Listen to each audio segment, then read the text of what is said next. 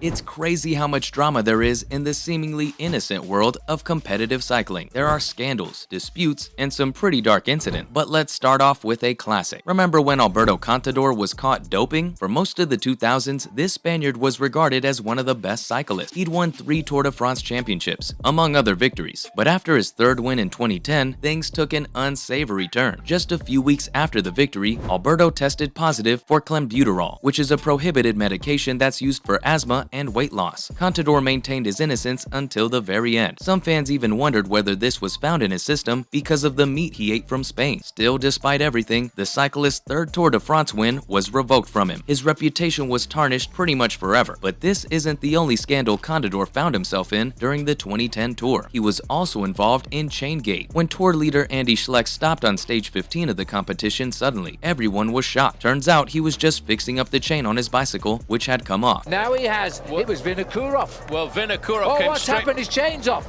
Schleck's chain's off. Yeah, well, his chain has jammed and Contador's gone. Well, this is terrible. Well, for Schleck. Well, look at this.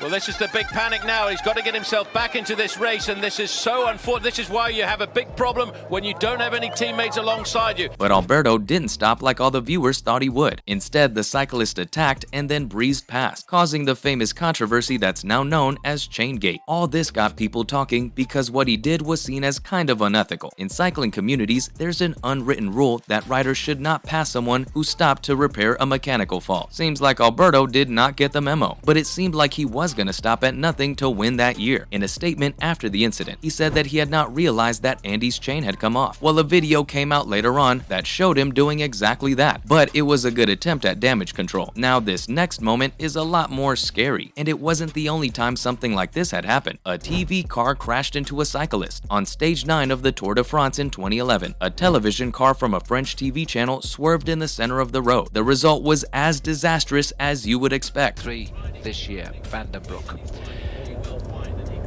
And this, I've no idea what to say about that. That was disgraceful. Knocking off one Antonio Fletcher and then pushing poor Johnny Hoogland into that wire fence. It collided with 2 cyclists. One of them fell and the other was sent hurtling through a fence. These cyclists were Juan Antonio Flecha and Johnny Hoogland. Both suffered critical injuries but managed to complete the stage. Christian Prudhomme, the tour director, said it was all on the car's driver. He also said that the driver disregarded instructions from the race's radio channel. That's something all TV cars are required to listen to and follow actively. The car's driver was later banned from the rest of the race. As I said, this wasn't the only incident involving a car and a bike that year. At an earlier stage of the tour, a motorbike carrying a photographer was inches from the peloton. It was going to take a picture, but it crashed instead. Now, this next moment also involved a cyclist getting hurt, but probably not in the way you would expect. Eddie Merckx got punched. In 1975, a fan who was near the road managed to sucker punch this 5-time Tour de France champion.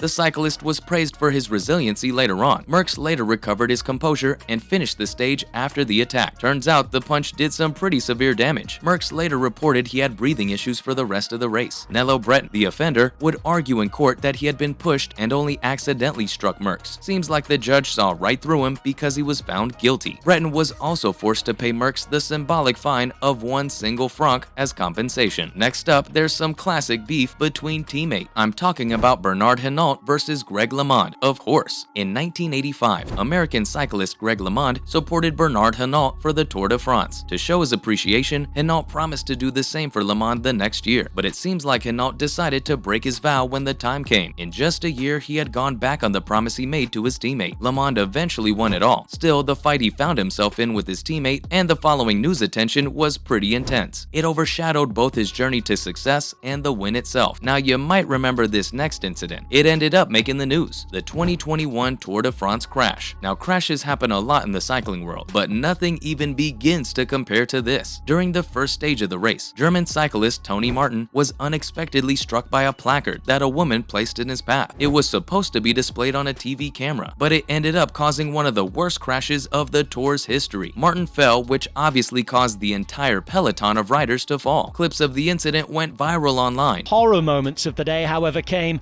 when a spectator sign took down Tony Martin and most of the rest of the peloton. The first of two back crashes forced Jesper Sutelin to abandon the Tour de France.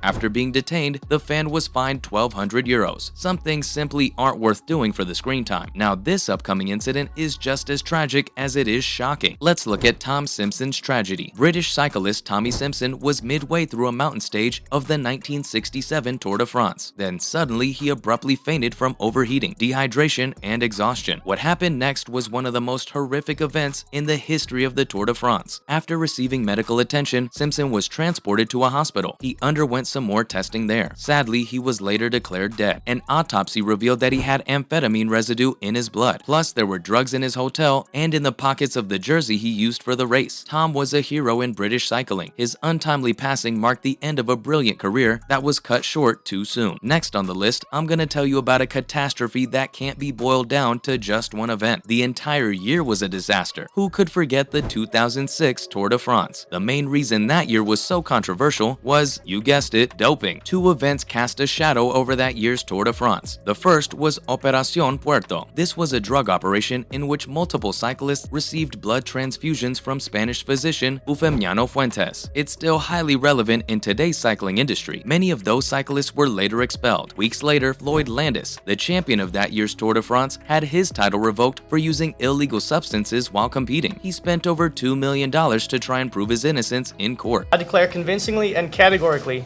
that my winning the Tour de France has been exclusively due to many years of training and my complete devotion to cycling, to the sacrifice of an entire life to carry out my dream, a dream of thousands of kilometers that I have completed through an absolute respect to the cleanness of this sport.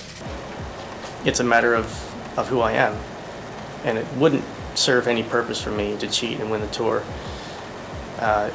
because I wouldn't be proud of it, and that's just not what the goal was from the beginning. Years later, Landis finally confessed to using performance-enhancing drugs throughout his career. I knew I couldn't defend myself because I could say I didn't do what this says I did, but I couldn't say, here's what I did do. So I had to lie, right? I was being asked if I ever did anything.